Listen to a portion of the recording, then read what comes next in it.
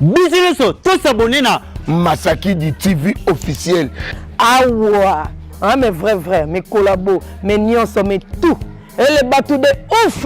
Na bengi bino, bon s'abonner vraiment, vraiment, massivement na Masaki du TV officiel. Masaki du TV officiel, bagag, ba télé-réalité, ba réalité, ba film, nyonso télé culture ya Congo.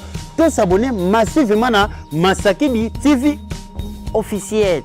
Maestro amemili biso mupe pasika olingo seka oyeba be formation ya mboka Masaki du TV officiel. S'abonner massivement. Ngavi de loin na fini buta allez ka na s'abonner massivement. Ayuna Longwa ozombata abunga. Abi Bunga ozombata. Na zombata. Naza mutakari na terre. Décor naza mutakari na terre. Na bunga na zombata. Telemba. Lemba na tiré ba. Songo na lembi. Et bima kwa na mutete la. Na bima na gauche, bien à droite. Pasuka. Wana Michael Jackson. Na pasuki.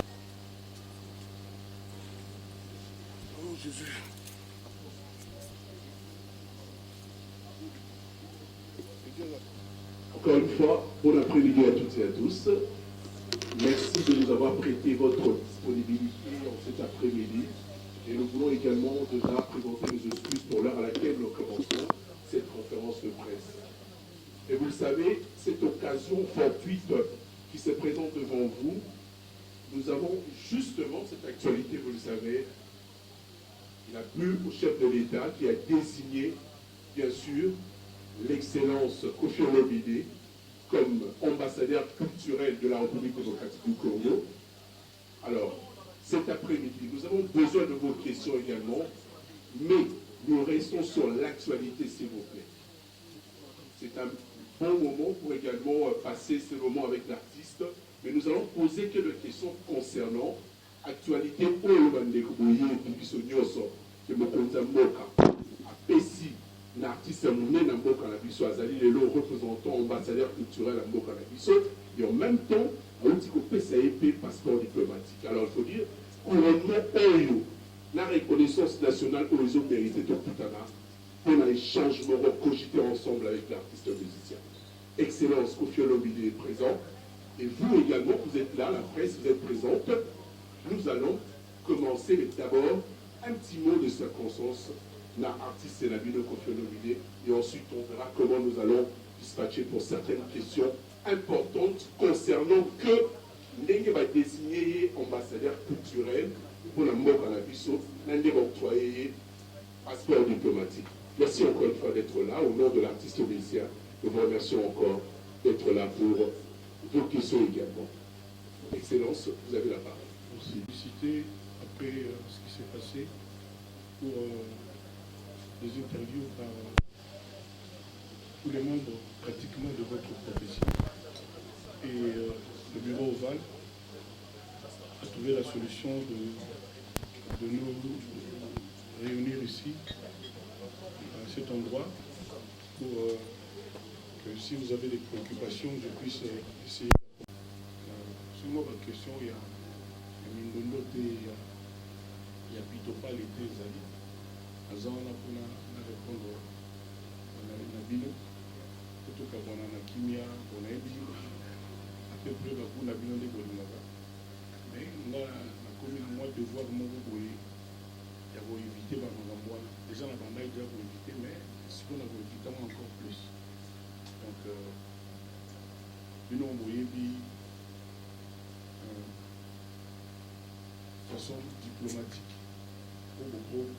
Poser ma question à lui, parce que diplomatie, déjà à la mode, passeport diplomatique, question diplomatique. Donc, vraiment, nous avons pour la ville. Donc, je ne peux pas aussi vous museler. Vous pouvez pour le bâtir, vous pouvez mater, vous pouvez mais bon, tout est dans vos anémois propre. Merci beaucoup, je suis là pour vous.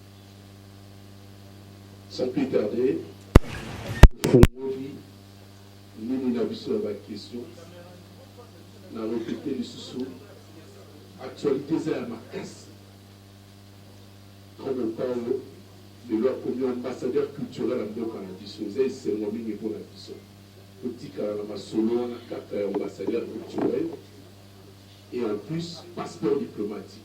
Je voudrais commencer une première question. J'ai vu une dame d'abord, je vais revenir encore. Merci beaucoup. Au petit combo, il y a un organe d'ailleurs, là, combo d'ailleurs, pour poser des questions. Ma question est par rapport au passeport diplomatique, je vous dis dans la question de la diplomatie. Donc, on a créé pour la partie de la bonne musique, de l'autre côté, au fur et à mesure, pour parler de l'eau à du passeport. Donc, on met très bien, il n'y a pas de diaspora, pas de Congo, il n'y a pas de carton, pas de l'année, il n'y a pas de fur et à mesure. Et tant qu'ambassadeur, on va défendre ce que l'on va faire. Dans une félicitation, et l'outil Afrique mobile. Bamboka nyonso na Angola, ba Sénégal, ba Cameroun, ba Kenya, bamboka nyonso na libanda ya Congo, bato esengo makasi. Phrase moko ezonga ozalaka déjà grand ambassadeur ya mboka na yo lelo nde ekomi officiel mpona nini balobi na nga boye parce que bamona depuis na banda carrière na nga bazalaka na souci ya kokende epai ya bapaya ambassadeur elingi koloba moto oyo arepresentaka mboka na ye à l'étranger bapaya c'est-à-dire ça n'a rien à voir na makambo na biso ya biso moko awa donc bato nyonso tu bayebi bakambo te bakamwaka kaka ya même de mama mpona biso fale basala ata mwa monument ya moke mpona yo yo ozopiki mwa monument moko te ya moke mwa eloko moko boye aza nango na telefone nango na telefone nango donc c'est des messages vraiment touchants na osala ndenge na osala mosala nanga bien sikoyo lokola ekomi officiel et que mboka na ngai reconnaître nga officiellement nayebi ke naza na devoir moko ya kozala sikoyo ndenge moko boye makambo oyo nayekolaki na classe momango yango oyo nasalela yango mpenza donc nakozalaka na ngai mais nakomeka kosala yango mpenza oyo bazobenga nga déjà bato bakomeli nga eza droit na nga excellence donc nakosalela yango avec excellence nakomeka en tout cas nasala toye lelo na profite na nde bozawa mpona senga na bakongoli nyonso mpona apesi bango merci parce que ce chef de l'état atalelaki nga na babiro na ye na baconseil na ye c'est parce que mboka na nga bana mboka bayebaka nani wana kofi nini oyo nasala nakosenga na bato batindela ngai na Instagram na nga Kofi Olomide officiel baide oyo bango baza na ndenge bango baza komona role ya Kofi esalama baza kosenga mpena na bato na Congo mobimba bakomela biso Kofi Olomide officiel baide na bango bapréoccupation na bango ndenge bango bamoni ke qui est ambassadeur entre guillemets qui est ambassadeur de la culture ya Congo ndenge bango bamoniki na sala alpi démarche nini bamoniki na oyo entreprendre nga j'ai naza na mwa baide mais du choc des idées jaillit la lumière. Donc voilà, on a répondu à la question à la maman. Alors, son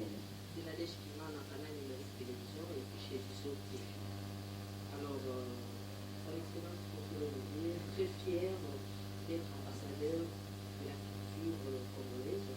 Est-ce que vous pouvez dire à travers tout au Sénat, vous êtes ambassadeur de la culture congolaise, voilà, il y a des besoins tournés, et il a pu, après avoir vu, à déployer mettre Gims et plus tard. La deuxième question est là.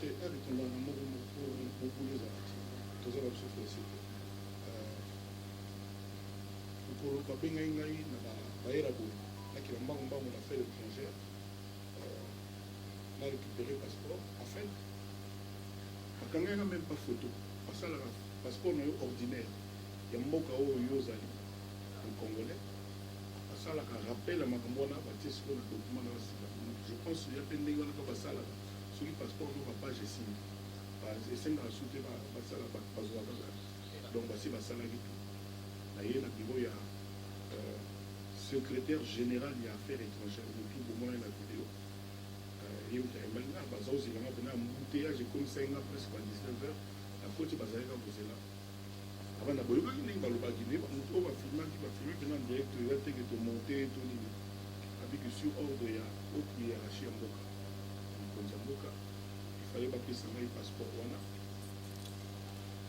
et bakamwaki que depuis bapesaki dans ordre bon bazala ozilanga voyons que bayebisaki nga mais nayaki te donc ça faisait déjà à peu près 2-3 semaines sincèrement nayebaki te banda oya oyekonga à peu près jour une semaine avant jour wana ya lelo lobi lelo ti ndenge jour oyo nakendaki donc babinanga même lel bana na yo bacollègue na yo gius bayaki akozwa bango bamonaki na ordonnance ya chef de l'état parce que eza sur ordonnance ya chef de l'état bamonaki kombo na yo ezalaki déjà donc nazwi yango nazalaki vraiment ému nazwi yango nasepeli quand même donc voilà sepeli quand même nasepeli quand même.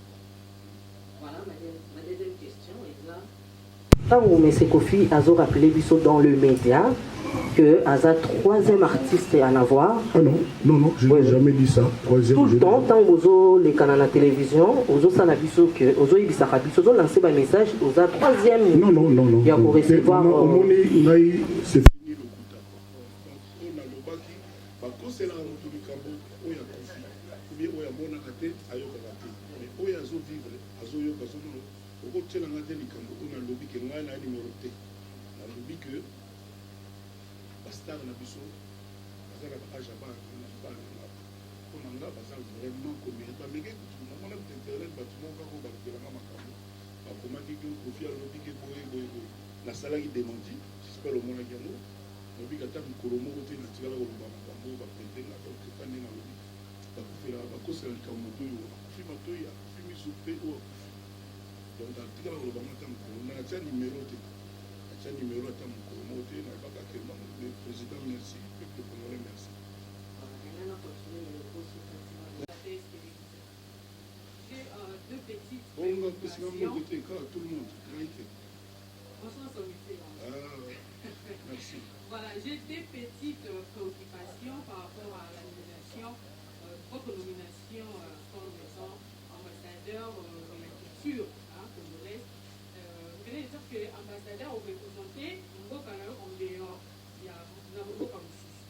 Bon, ma première préoccupation est que vous venez de passer mon moment boye au Sengaki qui est au fur et à mesure depuis du banda surtout à Paris parce qu'il y a un problème étant le lot déjà ma commission ambassadeur de la culture de la musique congolaise.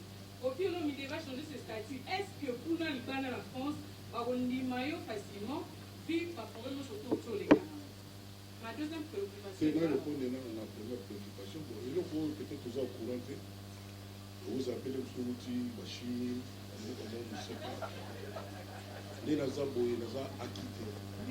C'est-à-dire, juste au faire le bâtiment, voilà le bâtiment. Au Sambaka. On a acquitté, mon Zen, maman, tout à maman acquitté. C'est-à-dire, son dans acquitté, lui, le baquet, bateau Bafunda qui est.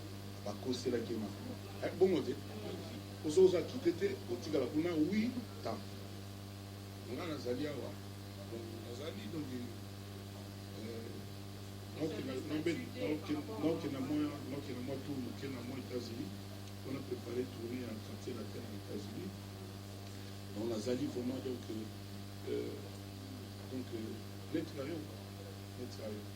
donc tina oya ko rappeler so makambo na o bakosela kina exact.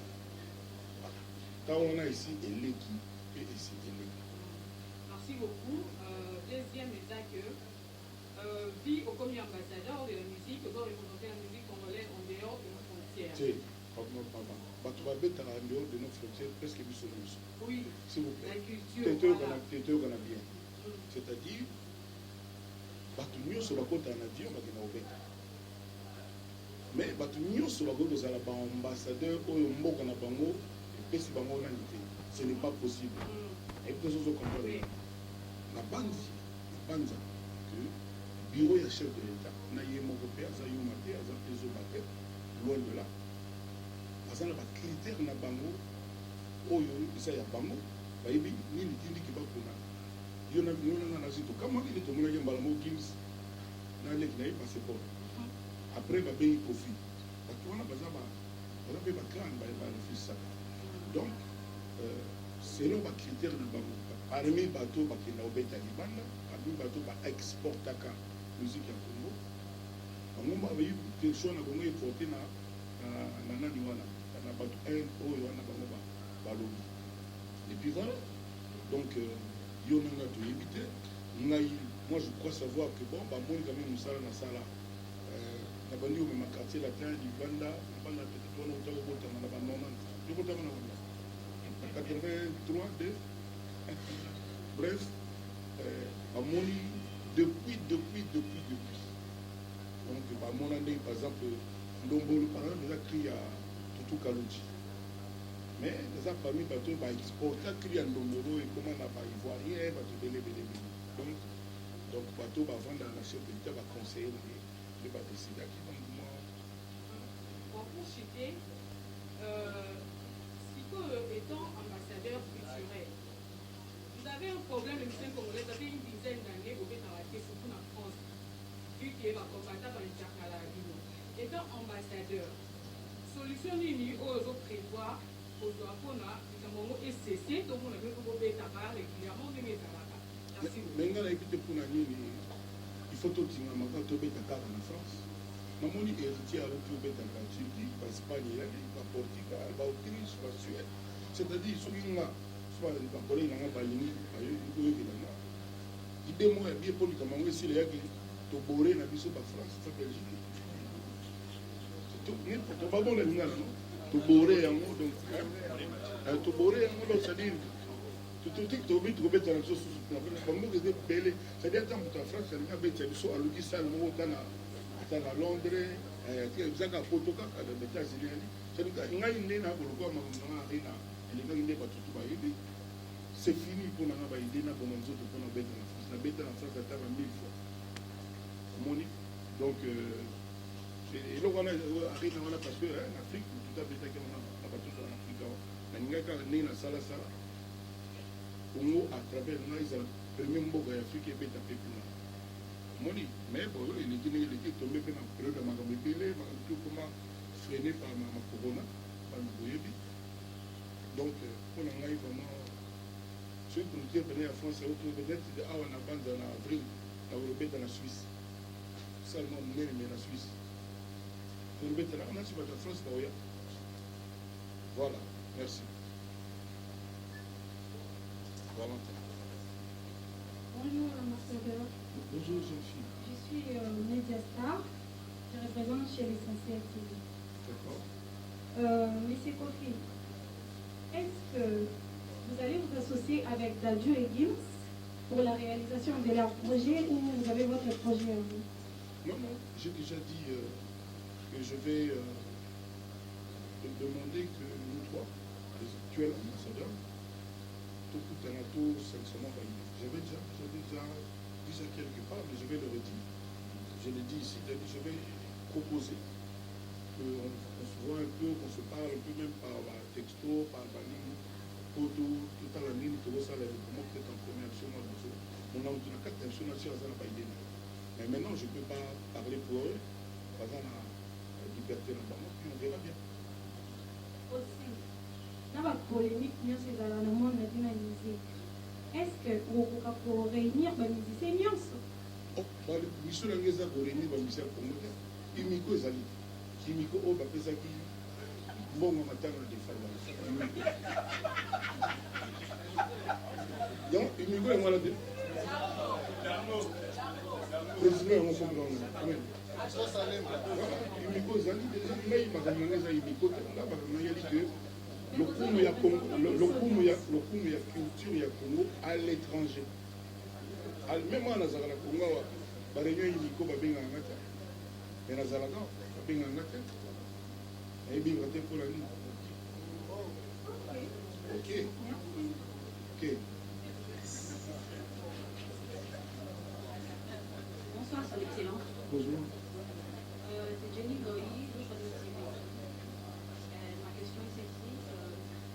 Étant qu'un ambassadeur congolais, je connais au niveau de la musique, je fais le premier problème au Pakistan, la musique congolaise. Alors, la musique est le noir. Tout le polémique, la manipulation, utiliser les journalistes. Quand c'est les journalistes, pire musicien, bureau naïe, on va dire, on a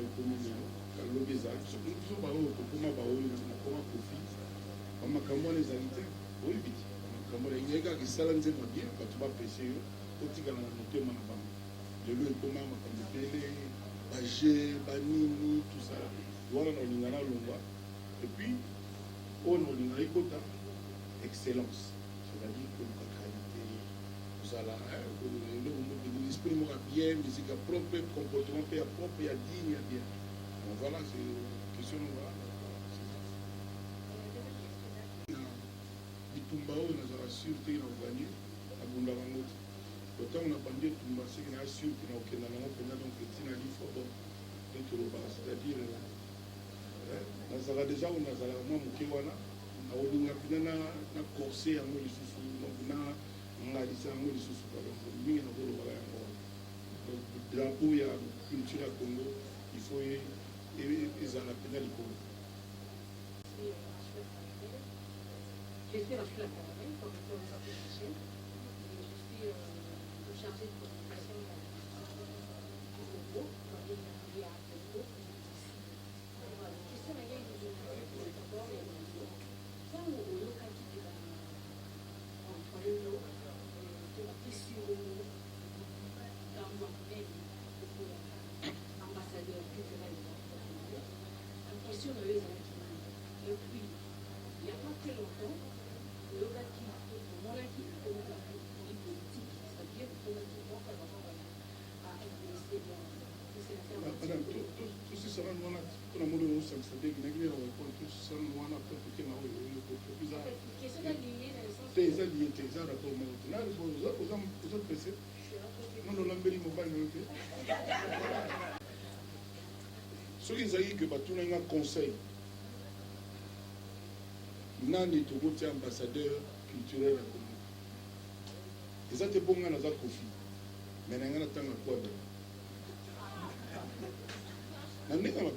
c'est seulement ce que tout le monde a compté. C'est dans l'onglet que vous allez en on a un temps à Combo à Kofi.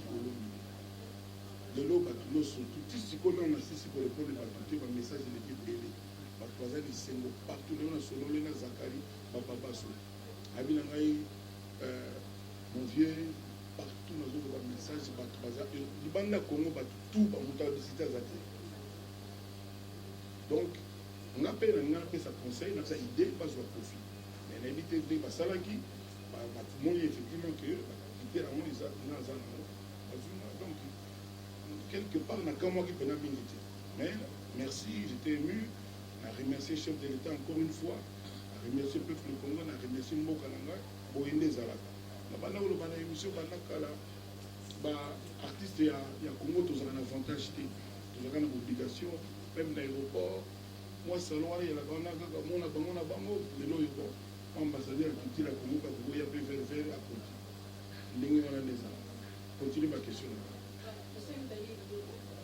Il faut restituer les choses exactement bino bali bapandi sango bino bali bapandi rumeur commérage. Est-ce que on a eu bilan il y a mon satisfaisant dans le but même il y a mon satisfait on appelle un satisfait quand je dis que je ne suis pas satisfait ça ne veut pas dire que les âmes négatifs non c'est moi si l'on a le lac le soso et Vandi Penza ce pays le bel moi moins bien. Les actes qui sont mauvais, les actes négatifs, mais ça moins bien. C'est-à-dire que il y a encore beaucoup à faire. Il en est conscient. La preuve, il y a ceux qui ont dengue à la bâtie, dans la négative. Non, ça ne veut pas dire ça. Ça veut dire qu'il y a des zobatés. bamusu bazoba balolema lobananga boye. Donc il dit que à comprendre ce que je veux dire que même yé moko azana nous satisfait. Donc ngapé en tant que Congolais walinga Congo sincèrement na ko flatter parce que sur le bien que non ils sont satisfaisants. Encourager na bon. Non coup 5 ans na ici mais ils sont déjà satisfaisants. Vous voyez ce que je veux dire? Donc ça veut dire que nous ça la faut ça la makamuze belé. Donc voilà, c'est pas parce que dans le lobby bon vient au monde qui est la lignée non. Bato musuku to ba lo ba que non tout va bien ba wana ne ba lignée parce que bazo ko ça est pour ça la société mboka itika la ndenge ça. Merci beaucoup madame. Voilà, s'il vous plaît. Vous entendu poser la question là parce que je te connais. Oui, le nombre de musiciens congolais au Baranaki, ça va en France sans vous visa. Presque bango tout à l'idée. T, réponse à Rizali T. Deuxième question. Oui. Tout le monde qui Maître Gims, Azwaki, Maître Gims, Azwaki, même passeport aujourd'hui. Baza wapi, on va poster wapi. 1 heure, 2 heures, Baza wapi. Ça c'est la question. S'il vous plaît. Te mais tout surtout sur l'antiwan, Baptiste va poster. Baza wapi. Baza wapi. Sikoyo, Baptiste va poster Kofité. Baza wapi. Bon, ils sont tous là. Bon, bref, s'il vous plaît. Maman nanga kufa, na mona ndambo na mona. Na bima na boloko, na zo félicitations presque té. Kabano wa miki wana. Bato yo yebi wana o ba poster té. Ba féliciter pété, ça la fait bango rien. Na ba même ça vont pas ce qui va condamner Kofité. Loni no yo kam. Que bango wana pe ba poster parce que la Kofité, wana ndo ko comme ça. Je pense que nous sommes tous allés avoir. Tu as besoin d'explications parce que c'est la zone des synthèses pour te comprendre. C'est tout. Au moins, tant que tu as fait Gims, na Dadju, tout le monde porte parole l'orchestre, moi, je Bima.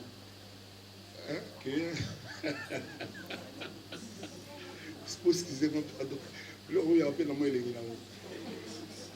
c'est-à-dire, en fait, Gims, na Dadju, vraiment, Kolo Kumisama, bana chance, avant na baona kisasa te.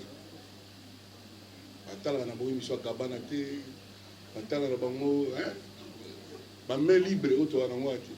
Tout bien ngo ba main libre. Na sali ya mo. Donc, nga siko na fanda awa. Atabino mo, na usane. Donc, mais sur tel peu bien bateau ba na pe na France.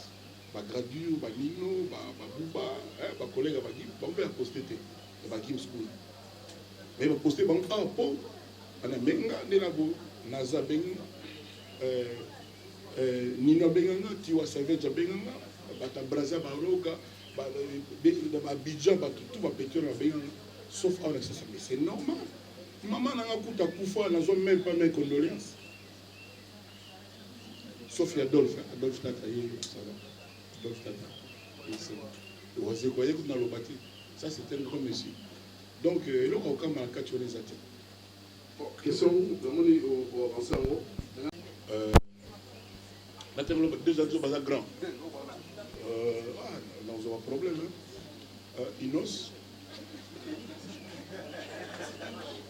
Et grand, on le dit à Moulaï ou bien grand. Ok, non. C'est pas gentil. Attends, tout le monde est grand sur le télémier.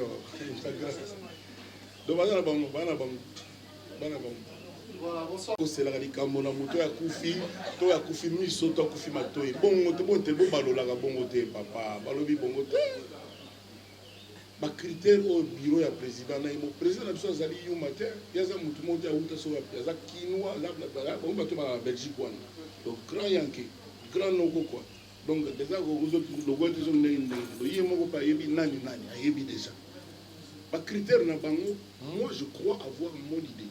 Mais ça, idée, ça peut-être pas au Yabango. Maintenant, tant que vous avez une liste, vous avez parce que le critère, vous avez bien et puis, tout le monde a un camarade du président, un monument, un continent. Tout le monde a un monument. Donc, là, il y a un chapeau pour le voilà. Donc, il y a un bon continent, donc je suis fier. Donc nakoki wana te na bana osala lokwa nga na te ya nalakisa ye ke na oyo bosanaki boye ezalaki te eza role na nga te eza role na nga te. Bon évidemment nayebi yo ndenge otuna kaka mpo bamosusu bakozanga oyo na otanga okipe te oyo na otanga te nde koloba ah bongo oyo na eloko oyo olingi yango wana sikoyo nga stade oyo naleki yango naza sikoyo excellence. Voilà bango no bakoyeba so bakobakisa so mpe passeport oyo ekóma nango bato tu bazwa bango kaka so mpe bamonaki ezalaka na valeur mwa bato mo ezala mbelo mwa emwa bango mpe kaka. Voilà. Merci beaucoup. Bato atembe baebele epuis depuis batelemelaka kwata c'est-à-dire bapesaka biso bamédaille bozoyeba te président Kabila apesaka biso bamédaille de mérite avie Lutumba bato ya théâtre bamusicien et tout ça. S'il vous plaît boyaki conférence makelele bandi tolanda nanu bapesaka biso bamédaille de mérite bato mosusu loka bavie Lutumba bazwaki 3 na Koffi Olomide mpe bato mosusu bazwaka médaille moko oyebi histoire na te bino nanga toyebi te ndenge nini basalaki mpo balobaki yo boye yo 3 yo 1 toyebi te me nga bapesaki nga 3 pendant des mois et des mois tobanda mwana na bémission atelemelaka kaka oyo ya Koffi Olomide sikoyo Koffi Olomide batelemelaka kaka ye naza na 24 albums à succès. Oh, Mathieu, nous allons nous avons 24 albums à succès. Nous avons l'accent congolais Bercy. C'est ça bon. Nous avons comme You Arena dans Monoko, il y a congolais. C'est même si tu es mais c'est moi qui ai montré ça. Ce que bateau, on va terminer la Ngawana. Nous sommes dans 2 albums. Nous sommes 3 albums. Nanenga mabete parce que ndadi comprendre pourquoi balingaka ko meka nanga. Au-delà de ça, moi je suis un diplômé d'université. Vous n'avez pas là la raté, Babaxi Lelo, excellence, ambassadeur de la culture. Ngaïta. Si on a 3 médailles, la président Kabila. Problème nanga ezawapi. Si on peut savoir mususu moko to mibale, problème nanga ezawapi. Ceux qui ngana kenda en Afrique du Sud, bapese ngai 4 chorales la même nuit. Mabenanga ezawapi. Comme ils sont. Ceux qui ngana batenga artiste africain de la décennie. Ngala la na Paris na boyo kena la lemba ki na la na Paris. Compétition basenga africain ya bokili mobimba ba voter. Nani pona bango artiste de la décennie. Avec moi $110 000 à l'appui. À l'air, on a $110 000 à 300 €. La moussa na ba 3 heures na pongi. Téléphone na bo yamba te votile na yebe bazo ganga yonde muto gagner. Ah bon. Problème nanga ezalapi. Siko bato na baya kaka kofinga ngaya tala vie wana boye tala boye. Bila na bango ezani. Ka bango ba yebi ko yema nga faux chanteur. Ka bango ba tala bien nga faux mutu. Ka nga soki nini. Mais non. Dans la vie ya bango te ba jijaka nzete na bambuma. Na maloba te. Bon, bien sûr, bato baloba nanga no na kati ya zamba nzeto le gamula inde zo mu pepebele. Mais quand même. Ba pesi ba passeport. Bino nanga to ibiti makambo so banda inde ko passeport. Ba binga ke nous na meminga. Mais mutu azo mériter. Ako s'imposer te ba ko benga ye. Hein? Parce que le monde va juger, va bimi, va analyste, soit disant, on va y aller, on va y aller, tout, collègue, tout, collègue, même président à Bissou. Heureusement, président petit ce qu'il y a, c'est expliquera. N'est pas mon conseil, après ça, ordonnance. Ordonnance à ordonner, après c'est ordre. Et ça va prérogative naïe. Alors quel est le problème de Koffi Olomide? Si vous avez dit bazo mérité bako benga bango bako bato na pe ba sentir que to bosana ki songolo to bosana pa kala ngala na problème ngam na pona mi ponite bon na yebi que depuis que poni bino ko terminer la fin après la conférence peut-être pas tout na mona bango te bref bosekanga mpe na nini bosobonga mpe na telemi donc bato wana babanda kosangela ngai kiboyi kiboyi donc bayebi ngai bakokanga te bakokaka nga te bakoka mpengaka te moi lelo kozala lelo Kofi avandaki 12 ans na kili akenda poto te bazo se frotter les mains bazo se frotter les mains bazo se pela ti nake kuna juge wana alobi ke non fo bakatela Kofi 8 ans donc boyebi ndenge pas champagne emelama boyebi bafete esala wana bapolisi sikoyo le 13 tozeleyi sikoyo ya biso ndenge atali depuis 16 ans tolukaka preuve makambo balobi na mpona motu depuis 16 ans tozomona ata moko te ye moko mpe abangi te awuti kongo afiki tikene ya business class aye ti na paris aye mpe ti na Versailles abangi te aye ndeni motu ayebika asali mamebakoka te bawuti aye bavandi mpa bavandeki nayebi te tozanga nazonga nangaki vai nanga ti balobi ke non bakoselaki maka vanda na yo sala na mosala siko pénition bana na yo yango opemeteka naloba nano mwa oyo nakomi ambassadeur mpe msolobi na koloba soma mabo alors j'en ai assez kaka komba Kofi ngambo na bino kozaki ezaki mai ngambo na bai baponanga baki kotuna bato baponaki e bato wana soki bamoni ke non babosanaki bato oyo toyo baorekipere bango ngala polisa mais nayebi kaka ke passeport wana ya nini kopi yango kutora na bisango te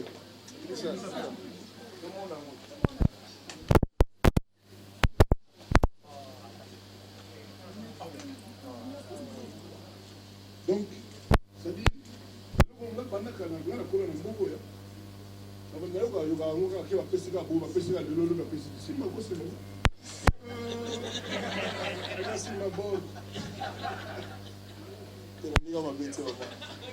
donc il faut leur dire ce n'est pas moi eza ngai te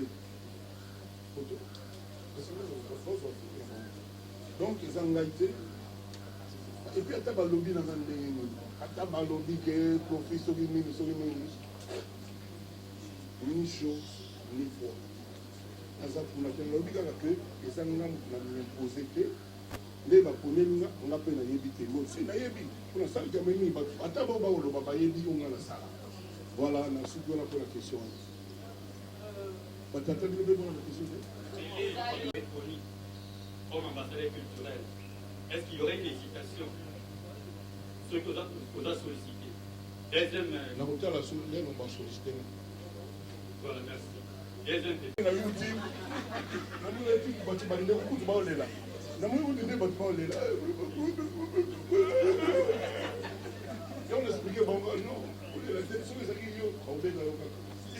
C'est tout.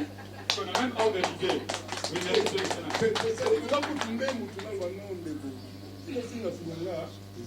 ezala pose ezala nalobi ke na niveau na yo ya ndenge na yo bakopona motu tala tozila yo problème te nga mpe na bana olala yo na mpe nasola mpe nanga na beti gitare nasene kere ezala kaka après babono yo yaka oya koso lequel jour au cas où son excellence azalaki sollicité et que apesaki yango est-ce que kaka continue carrière musicale na ye sans se plaindre sans problème belo nazala te bamosu bazala omonanga na meplena la journée politique la chronique musicale théâtre musique journaliste